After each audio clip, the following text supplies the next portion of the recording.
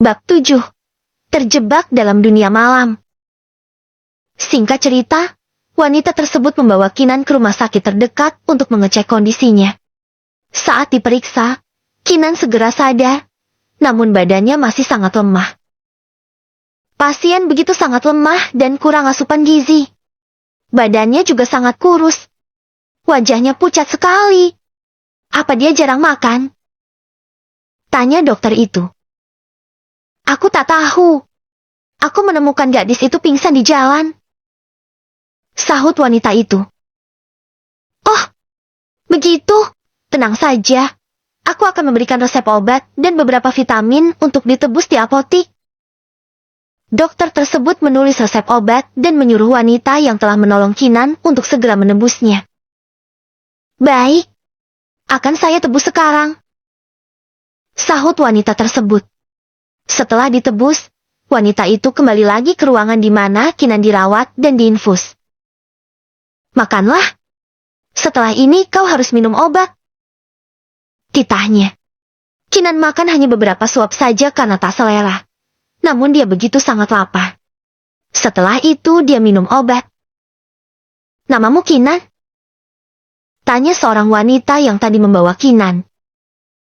Iya. Namaku Kinanti. Ibu, tolong aku. Mohon Kinan dengan mata berkaca-kaca menatap wajah perempuan itu. Perkenalkan, namaku Manda. Kamu mau minta tolong kepadaku? Minta tolong. Tenangkanlah dirimu dulu. Ada apa sebenarnya? Dari mana asalmu? Tanya Manda. Kinan menceritakan semuanya dari awal hingga sampai saat ini berada di sini sambil menangis sesenggukan. Dadanya terasa bergetar karena telah lama merasakan tekanan batin. Kamu mau ikut aku ke Jakarta? Tanya Manda. Kemana saja? Asal aku tak pernah bertemu lagi dengan majikanku. Aku tak mau jadi TKW di Arab Saudi. Aku takut. Tolong selamatkan aku. Bawa aku pergi jauh dari sini. Hex. Kinan enggan minta diantarkan pulang ke kampung halamannya.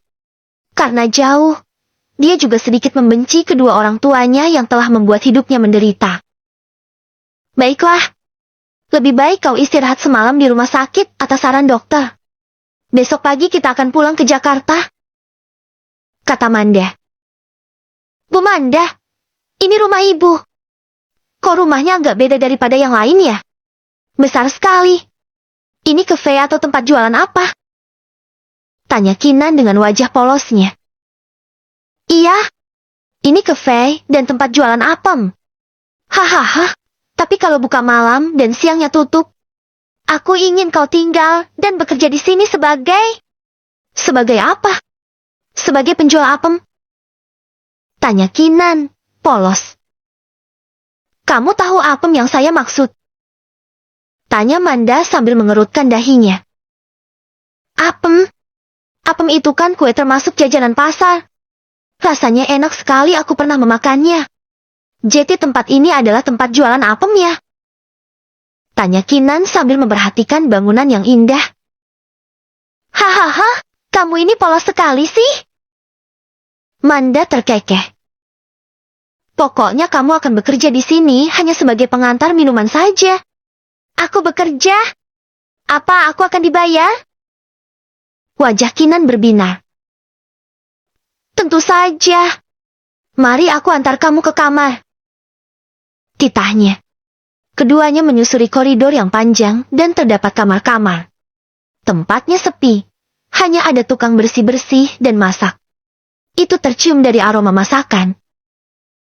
Ini adalah kamar kamu sekarang. Ceklek. Pintu dibuka.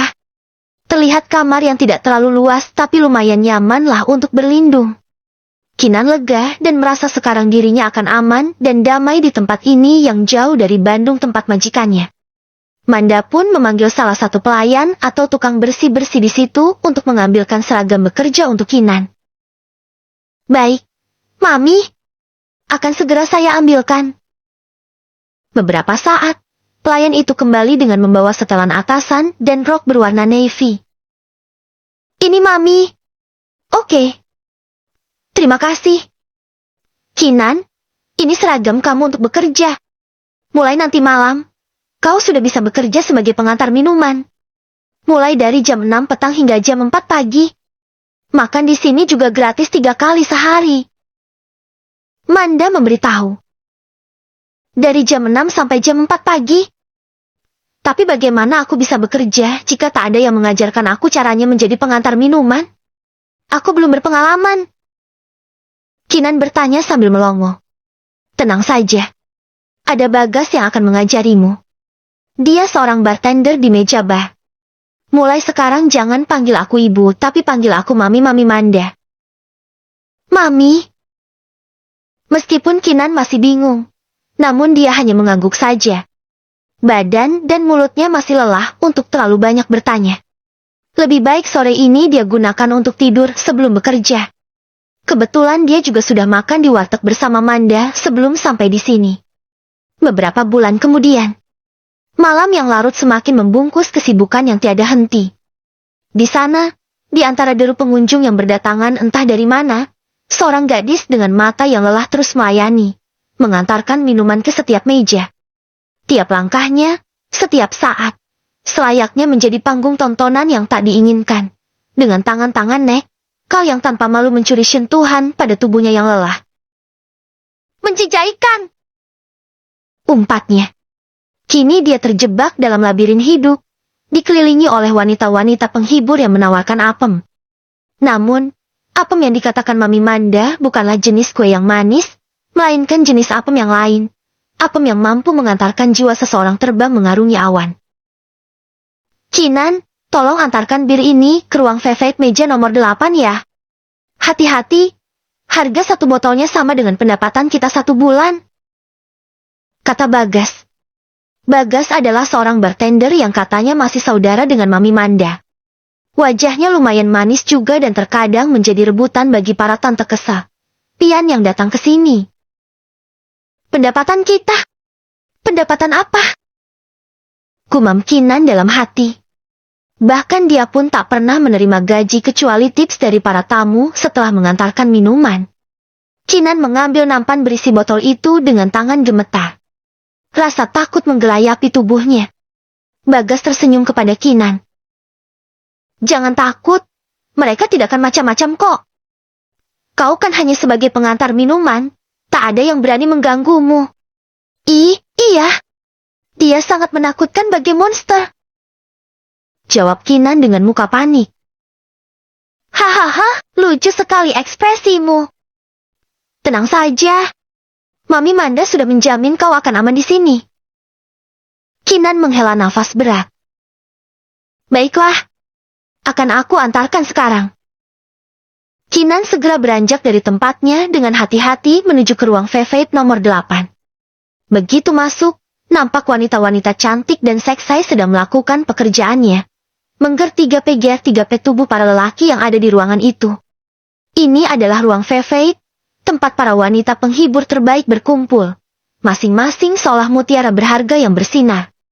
Keindahan mereka yang luar biasa adalah bukti dari kemewahan yang hanya dapat dijangkau oleh pria-pria dengan kekayaan melimpah. Kenapa kau hanya berdiam di situ? Kemarilah. Ucap Nathan dengan suara serak yang menembus kesunyian. Menyusup dingin ke tulang sumsum Kinan, membuatnya merasakan sensasi bergetar yang tak biasa, seolah memaksa kaki langkahnya menuju sang predator yang mengintainya dalam bayangan keelokan malam. Nathan, sosok yang selalu Kinan hindari dengan segala kekuatan. Tindakannya yang sembrono dan tutur katanya yang kotor selalu menyisakan rasa geram dalam dirinya. Meski parasnya cukup tampan, aura jahatnya tidak bisa ditutupi. Biasanya, Kinan cukup meletakkan bir yang diantar di meja dan segera meninggalkan ruangan. Namun kali ini, dia terpaku pada sosok pria dewasa yang memikat, yang sedang diperlakukan istimewa oleh Mona Lisa. Mona Lisa dengan lembut menyusuri milik pria itu yang masih terbungkus rapat di dalam celana. Pria itu, dengan hidung yang mancung, rahang yang tegas, dan bibir yang tipis, memancarkan aura ketampanan yang tak terbantahkan. Namun, wajahnya tetap datar. Matanya tak lepas dari layar ponsel yang dipegangnya, seolah dunia di sekitarnya tidak lagi penting. Setelah deretan botol whisky tertata rapi di meja, Keenan berbalik dengan niat untuk segera meninggalkan tempat itu. Namun dalam sekejap, tangannya dicekal erat oleh Nathan yang tak hanya menghalangi, tapi juga berani meremas bokongnya dengan lancang. Mata Keenan memancarkan api kemarahan, desakan untuk membalas sudah tak terbendung. Namun dia bisa apa? Hai! Jangan pergi dulu. Bantu aku menuangkannya ini ke dalam gelas. Perintahnya. Iya. Keenan menurut. Tangannya gemetar saat menyadari bahwa Nathan sedang menatapnya dengan tatapan intens. Ses, apa kau ingin seperti mereka? Aku akan membantumu menuntaskan hasratmu. Goda Nathan sambil meremas kembali bokong Keenan yang membuat teman-teman Nathan tertawa. Kecuali sang pemilik wajah datar dan tampan itu yang masih asyik dengan dunianya sendiri tanpa peduli sesuatu di sekitarnya. Dasar Sin, Nenek Graham! Desisnya. Hei, apa kau tahu aku sudah tak sabar merasakan apamu yang masih legit itu menjepit singkong rebusku? Apem dan singkong bersatu menghasilkan cairan mayones. Hahaha. Dengan nafas tercekat, Keenan menggeleng penuh ketakutan. Keringat dingin membanjiri tubuhnya saat jarak antara dirinya dan Nathan semakin menipis. Nathan, dengan tatapan ganas yang tersembul dari balik senyum sinisnya, berbisik. Aku pastikan, tak lama lagi aku akan bisa merasakan milikmu. Keenan merasakan jantungnya berdegup kencang, mencoba menemukan kekuatan untuk melangkah menjauh. Dengan segala upaya, setelah menghabiskan tugasnya menuangkan whisky ke dalam gelas, ia segera beralasan untuk pergi, meninggalkan ruangan yang terasa semakin menyesakkan dada. Bab 8. Terpenjara tak bisa pergi. Sudah hentikan! Ucap pria dingin itu kepada Mona Lisa. Wanita itu mengernyitkan dahinya ketika hendak membuka gesper milik pria itu. Apakah sentuhanku kurang memuaskan untukmu? Mari kita coba lagi. Aku akan menjamin kepuasanmu. Rayu Mona Lisa, dengan bergelayut manja pada dada pria itu. Tidak. Terima kasih. Jika kau mengerti bahasa manusia, segera menyingkirlah. Usir pria dingin itu. Mungkin kita bisa mencobanya kembali dengan cara lain agar kau puas. Atau kita pergi ke kamar yuk. Tawar Mona Lisa sembari memegang kembali celana hitam milik pria tersebut. Aku tak akan mengulangi ucapanku. Sahutnya dengan tatapan tajam yang membuat nyali Mona Lisa menciut. Tentu saja Mona Lisa sangat terkejut dan jengkel. Dia adalah wanita penghibur terbaik di sini dan baru kali ini dia merasa direndahkan dan diacuhkan oleh pria tampan dan dingin itu. Hei Mona Lisa, sayang, biarkan saja dia begitu. Tugasmu sudah selesai malam ini dan kami akan membayar sesuai layanan seperti biasa. Si pria dingin bernama Arland itu sepertinya memang seorang gay yang tidak tertarik dengan wanita. Hahaha, kata Nathan sambil tertawa lepas. Mona Lisa dengan wajah kesal meninggalkan ruangan itu atas perintah Nathan. Sedangkan Nathan menatap Arland dengan menggeleng-gelengkan kepalanya. Seharusnya malam ini kau bisa bersenang-senang dengan para wanita dan mendapat kepuasan. Namun kenyataannya masih sama seperti biasanya. Dingin dan galak seperti singa. Ujar Nathan. Arland memasukkan ponselnya ke dalam saku celananya setelah mengecek dan memantau data-data perusahaannya. Lalu keduanya meneguk minuman keras yang dihidangkan oleh G4 Dis bernama Keenan itu hingga tandas. G4 Dis bernama Keenan itu yang menjadi incaran Nathan sejak beberapa bulan terakhir ini. Shit! Arland mengambil bantal kotak dan melemparkannya ke wajah Nathan yang menyebutnya seorang gay. Silan kau! Mulutmu sampah! Ucap Arland kepada Nathan. Hei, kita lihat fakta saja. Siapa yang tidak tertarik dengan pesona Mona Lisa? Dia sangat cantik dan menggoda. Dan kau sama sekali tak tertarik? Apa itu bukan disebut dengan gay? Hahaha. Arland adalah laki-laki normal. Namun untuk saat ini dia tidak tertarik dengan siapapun dan tak ingin berhubungan dengan siapapun secara S3 Arlen juga sadar bahwa dia tak seperti Nathan yang bisa berlaku lembut dan tahu cara menunjukkan sikap hangat kepada wanita. Aku sudah mencoba beberapa kali dengan wanita, tapi aku memang benar-benar tak bisa. Bayanganku tetap pada dia. Tegas Arlen. Tapi mau sampai kapan? Seharusnya kau sudah mempunyai pacar sebanyak 5 atau minimal bolak-balik keluar masuk hotel 2 kali dalam seminggu. 4 anjingku saja sudah melahirkan sebanyak 3 kali selama 1 tahun belakangan ini. Kata Nathan. Itu 4 anjingmu saja yang murahan. Liar seperti pemiliknya. Ketus Arlen sambil menuangkan kembali whisky itu ke dalam gelas, diikuti oleh Nathan. Liar sepertiku maksudmu? Hahaha, mereka itu pencari kenikmatan. Dan aku juga lelaki normal yang butuh kenikmatan. Sekarang tak usah bicara soal 4 anjing. Urusi saja masalahmu itu entah sampai kapan. Nathan menghela nafas. Baginya sahabatnya itu memang keras kepala. Aku masih berharap dia kembali. Aku masih meyakini bahwa dia akan kembali lagi meski entah kapan dan aku yakin dia memiliki alasan yang kuat kenapa pergi meninggalkanku selama 2 tahun ini. Kata Arlen, kacau. CKK. Nathan berdecak. Bahkan aku bisa membayangkan ketika dia kembali. Dia akan memohon-mohon untuk meminta maaf padamu ala drakor dan dracin. Dan kau dengan lugunya mau memaafkannya karena dibutakan oleh cinta. Sungguh ironi. Ujar Nathan dengan nada mencibir. Arlen menatap sahabatnya itu dengan perasaan kesal, sebab kekasihnya dibuat lelucon. Kau tak pernah mengerti perasaanku, nak. Sebab kau tak pernah merasakan jatuh cinta dan sakit hati. Yang kau tahu hanyalah pahatan subuh wanita dan kenikmatan sesaat. Itu saja. Selebihnya pengetahuanmu tentang cinta dan perasaan tak ada. Cibir Arlen.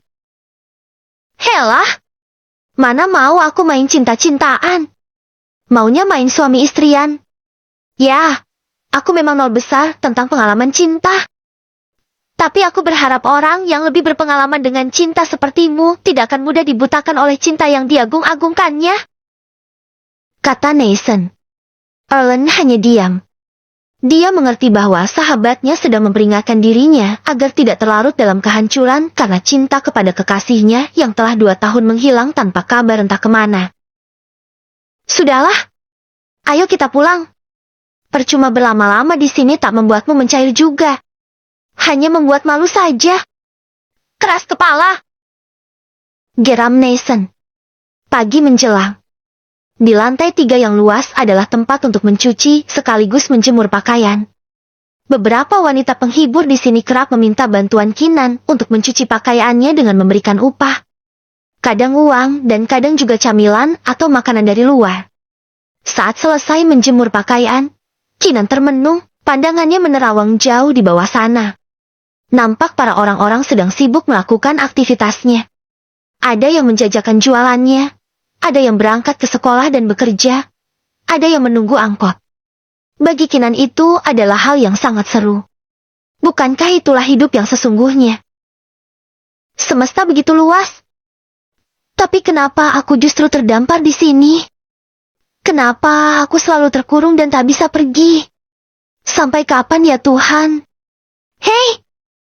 Ternyata kau di sini, Kinan. Bagas tiba-tiba menepuk pundak Kinan yang sedang melamun membuat Kinan terlonjak. Astaga! Kak Bagas! Sukanya ngegetini. Keluh Kinan. Hehe, aku sedari tadi mencarimu loh. Kamu ini melamun terus. Nanti kesambet loh. Ujarnya. Ada apa pagi-pagi mencariku? Tanya Kinan. Ini aku ada bubur ayam dan sate usus untuk kamu sarapan. Aku tadi membelinya saat aku jogging. Dan ini ada buku-buku pelajaran bekas yang saat itu aku janjikan. Aku membelinya di pasar loak. Bagas memberikan 2 bungkusan kresek itu kepada Kinan. Kinan menerimanya dengan senang hati. Terima kasih, Kak.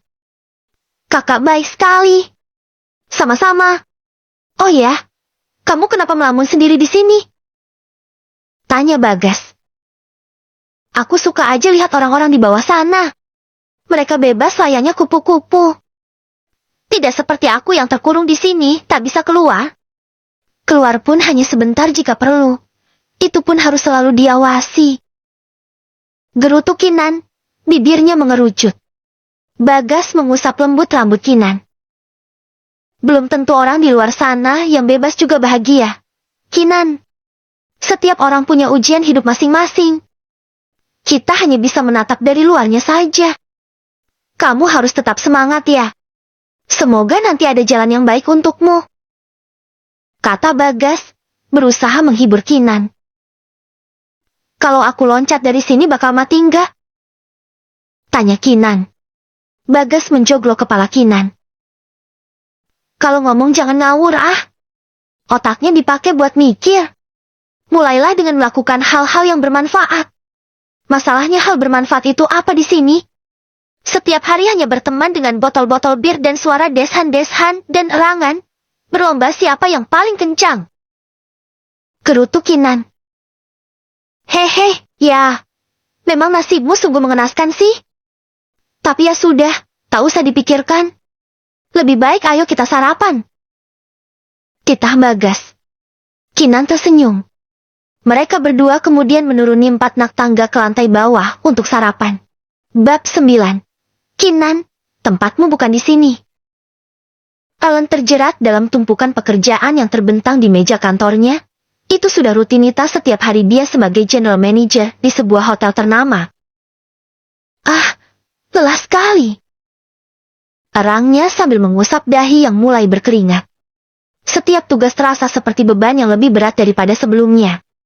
Rasa lelah menggelayuti tubuhnya, terutama setelah malam-malam panjang menghabiskan waktu di klub malam hingga dini hari.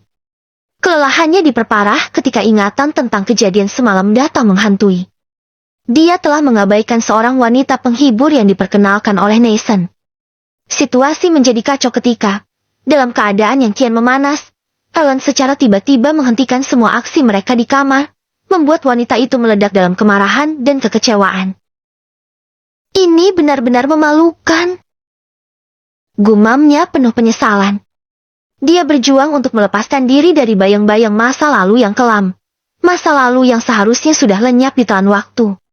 Tapi ternyata, bayang itu masih menerornya, menyiksa batinnya di setiap kesempatan, tidak pernah benar-benar pergi. Tok, tok, tok. Suara pintu diketuk dari luar membuyarkan lamunan Erlen tentang kejadian semalam. Masuk, sahut Erlen. Selamat pagi Pak Erlen. Sapa Raya, sekretarisnya. Selamat pagi, jawab Erlen. Saya hanya ingin menginformasikan schedule untuk hari ini, Pak. Ucap Raya dengan sangat sopan. Oke. Katakan. Pada pukul 9 pagi, kita akan bertemu dengan Pak Anggara di sebuah kafe yang sudah kita tentukan beberapa hari lalu. Kita akan membicarakan kerjasama penting antara hotel kita dengan agen perjalanan. Lantas, di jam 11, akan berlangsung rapat GM Conference yang bergengsi di lantai dasar, yang akan berakhir dengan jamuan makan siang bersama. Dan setelah itu, setelah jamuan, ada jadwal pukul 2 untuk bertemu dengan Pak Joni Putra demi membahas kerjasama suplai bahan mentah. Batalkan pertemuan dengan Pak Joni, tegas Erlen dengan nada yang mendalam. Kita telah menjalin kerjasama dengan pemasok yang memiliki standar kualitas tinggi untuk restoran hotel kita. Oke. Baik, Pak. Sore menjelang petang, mobil sport Erlen melintas membelah jalanan setelah lelah kesehariannya disibukkan dengan pekerjaannya. Tiba-tiba ponsel Erlen berdering. Dia langsung mengambil earphone yang telah tersambung dengan ponsel dan memasangkannya ke telinga tanpa melihat siapa yang memanggil. Matanya masih fokus ke depan karena sibuk menyetir sembari menunggu suara di seberang sana. Namun yang terdengar hanya dentuman musik diskotik yang memekakan telinga. Bukan hanya itu, namun juga suara desahan-desahan. CKK! Erlen berdecak. Kalau tak berniat bicara, Matikan saja! Ketus Erland. Erland, sebentar, aku sampai. Suara di seberang sana. Tak perlu dipertanyakan lagi sahabatnya itu sedang berbuat apa di seberang sana dengan wanita. Untuk apa kau menghubungiku? Kurang kerjaan saja. Aku matikan saja, kata Erland. Tunggu, ini sangat nikmat. Mona Lisa, ayo kencangkan gerakanmu. Ada apa? Cepat katakan. Bentak Erland. Bodohnya dia masih saja menunggu Nathan berbicara. Tunggu. Ada yang ingin aku tanyakan kepadamu. Semalam lagi-lagi kau menghentikannya di tengah-tengah. Apa kau tidak kasihan dengan burungmu yang sudah lama menganggur? Kau membuatku malu. Tahu? Gerutu Nathan. Sudah aku katakan. Aku tak bisa. Aku sudah mencoba. Tapi tetap tidak bernafsu. Sudahlah. Lagi pula aku sudah meminta maaf dan tak mencapai pelepasan apapun dan aku telah membayarnya sesuai harga yang ditetapkan. Sahut Erland. Desa keras kepala. Apa salahnya coba bersenang-senang sebentar, kan tidak ada salahnya. Ujar Nathan. Sudahlah, aku matikan saja jika kau hanya ingin membahas itu terus-menerus. Akhirnya panggilan dimatikan. Hari ini adalah hari Senin. Beberapa pengunjung tak banyak yang datang seperti malam minggu. Kinan yang sedang santai duduk di dekat kolam ikan kecil dekat bar sembari membaca beberapa buku bekas yang dibelikan oleh Bagas. Apa? Mona Lisa tiba-tiba lewat dan merampas buku itu. Kak Mona, jangan ambil buku itu. Tolong kembalikan.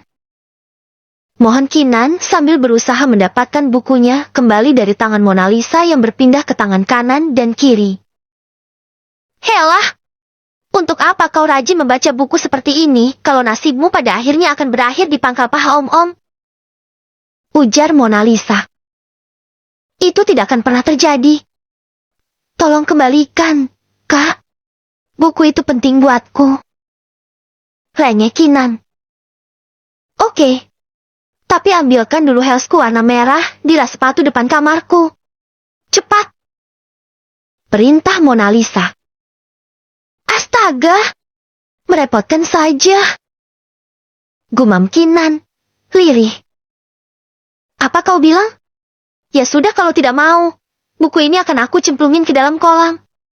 Hahaha. Mona Lisa terkekeh. Ya, jangan, Kak. Baiklah. Aku akan mengambil heels itu. Tunggu. Dengan malas, Kinan segera mengambil heels itu ke lantai 2. Setelah itu memberikannya kepada Mona Lisa. Ini, Kak. Pakaikan dang. Perintahnya lagi. Benar-benar menyebalkan. Gumamnya dalam hati. Cepat. Kamu mau buku ini, kan? Tanya Mona Lisa, memastikan. Iya. Akhirnya Kinan memakaikan heels setinggi 7 cm di telapak kaki Mona Lisa. Setelah selesai, Mona Lisa justru melemparkan buku itu ke tempat di mana para pengunjung sedang clubbing. Lalu dia tertawa. Kak Mona, apa-apaan? Kau? Karena kesal, Kinan mendorong tubuh Mona Lisa hingga terjengkang ke dalam kolam. Hei Kinan! Dasar setempat kecil kau! Geramnya. Betapa malunya Mona Lisa ditertawakan oleh pengunjung. Kinan tak peduli.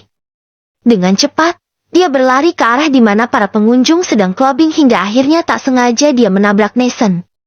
Dada Kinan berdegup kencang. Rasa takut menyelimuti sekujur tubuhnya. Dia beringsut mundur perlahan, namun kedua tangan Nathan mencengkeram pundak Kinan. Hai, baby, aku akan segera mendapatkanmu. Menyatukan milikku dengan milikmu. Ah, mantap. Sepasang mata Nathan yang M3 Sum dianggap sangat menakutkan bagi Kinan. Apalagi ketika dia menyebut nama dirinya yang membuat Kinan mengigil. Kalian sudah pada dengar belum tentang acara pelelangan minggu depan? Tanya Laura. Oh, iya itu. Pelelangan peruan tiap 1 tahun sekali, kan? Dan aku dengar-dengar, si pelayan yang mengantarkan minum itu adalah salah satunya loh. Hahaha. Biarkan saja begitu. Aku sudah muak dengannya yang seolah-olah dirinya itu suci tak akan pernah menjadi P3 lekor. Nyatanya, Mami tetap menjadikan dia seorang P3 lekor. Akhirnya dia juga akan berakhir di pangkal paha om-om. Atau bisa jadi dibeli sama si tua bangka. Hahaha. Mona Lisa tertawa terbahak-bahak. Benarkah begitu? Kinan adalah salah satunya. Alia memastikan dengan raut wajah panik. Iya, orang aku yang mendengarnya sendiri kok barusan saat aku lewat depan ruangan Mami. Sahut Laura. Wah, gawat ini. Kasihan sekali Kinan. Gumam Alia. Alia adalah wanita penghibur di situ yang baik dan peduli kepada Kinan. Dengan segera, dia langsung mencari-cari Kinan di bar. Terlihat Kinan sedang asyik mondar-mandir mengantarkan bir dari meja ke meja. Ses, Kinan, ada yang mau aku sampaikan kepadamu. Kata Alia dengan tergesa-gesa. Kak Alia, ada apa? Kakak terlihat panik dan ngos-ngosan. Kinan mengerutkan dahinya. Jadi begini, minggu depan akan ada acara pelelangan peruan. Dan Mami bilang, kau adalah salah satunya. Alia memberitahu. Hah? Kenapa aku? Kedua mata Kinan melotot. Benarkah itu? Berarti kita harus berbuat sesuatu, Dang. Jangan sampai Kinan ikut serta dalam pelelangan tersebut. Timpal Bagas. Aduh, gimana ya? Gimana, Dang? Alia mondar-mandir kebingungan. Sedangkan Bagas juga nampak berpikir keras. Bagaimana kalau aku bilang saja ke Mami? Bersujud agar aku tidak diikut sertakan dalam pelelangan tersebut. Kata Kinan hampir menangis. Percuma. Tidak akan didengar oleh Mami. Lebih baik kau pergi saja dari sini. Ide Bagas. Bagas memijit dagunya. Berusaha keras menggali ide. Mungkin, kamu harus lewat halaman belakang. Itu tempat yang sepi, tak ada yang mengawasi. Tapi, CCTV. Suara Kinan terdengar ragu, serak karena ketakutan. Bagas memberikan tatapan yang menguatkan. Tenang, aku akan mengarahkan CCTV itu ke sudut lain. Namun, kuncinya adalah kau harus bisa memanjat gerbang itu. Apakah kamu sanggup? Gunakan tangga di gudang, itu bisa membantu. Aku akan matikan saklar listrik sekali kau mencapai ujung gerbang. Saat gelap meliputi, kau harus berlari sekuat tenaga, Kinan. Ujar Alia dengan serius. Kinan hanya mengangguk, tangan Alia meremas tangan Kinan yang dingin. Jantungnya berdegup tak karuan, setiap detik terasa menghantui jiwa. Ya sudah, tak ada waktu lagi. Titah Bagas. Kinan mendekati Bagas dengan langkah gontai, matanya berkaca-kaca. Kak, doakan aku berhasil meloloskan diri dari tempat ini. Ya. Terima kasih atas segala kebaikanmu. Aku akan selalu mengingatnya. Ujarnya dengan suara yang tercekak. Bagas membalas dengan senyum yang penuh makna. Tentu, Kinan. Aku bersyukur pernah bertemu denganmu. Siapa tahu, suatu saat nanti kita bisa bersua lagi di tempat yang lebih baik. Kinan mengangguk. Senyumnya samar terlihat di antara air mata yang jatuh perlahan. Baiklah, mari kita beraksi. Ujar Alia sambil menggandeng tangan Kinan, memberikan kehangatan yang berlawanan dengan rasa cemas yang memiling dada. Di dalam kamar Alia, keheningan menyelimuti saat Alia sibuk mengatur sistem pengawasan CCTV. Gerakannya cepat dan hati-hati saat mengambil tangga dari gudang, setiap gerakan penuh risiko. Membuat keringat dingin bercucuran di wajah dan tubuhnya, seakan setiap detik adalah hitungan mundur yang tak terelakkan. Setelah beberapa menit mengatur strategi, Alia masuk ke dalam kamar.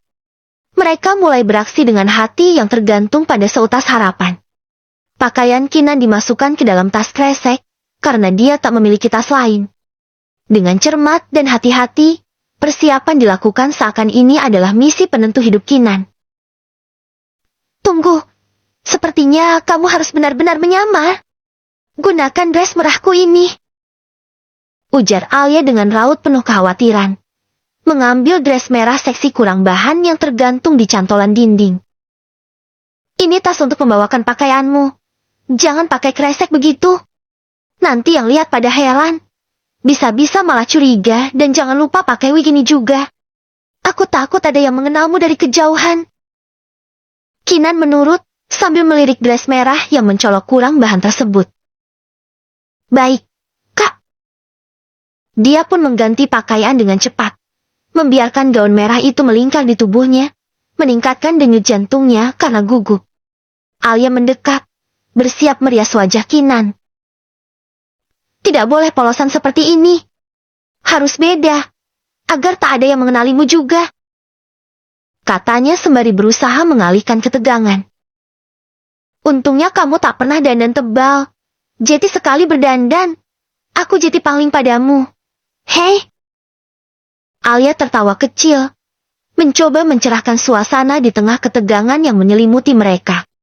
Setelah siap dan dari kejauhan sosok Kinan sudah mungkin tak terlalu mirip jika dilihat sekilas. Kak! Kinan memeluk tubuh Alia tiba-tiba. Terima kasih. Selama ini sudah mau menjadi temanku di sini. Kau sangat baik kepadaku. Hex, apa kau tak ingin keluar dari tempat ini? Alia menghapus air mata Kinan dan tersenyum dalam isakan juga. Jangan pedulikan aku. Kinan, aku dan para wanita penghibur lain sudah terikat kontrak dengan Mami. Tak bisa pergi begitu saja. Sedangkan kau, tempatmu bukan di sini. Masa depanmu masih panjang.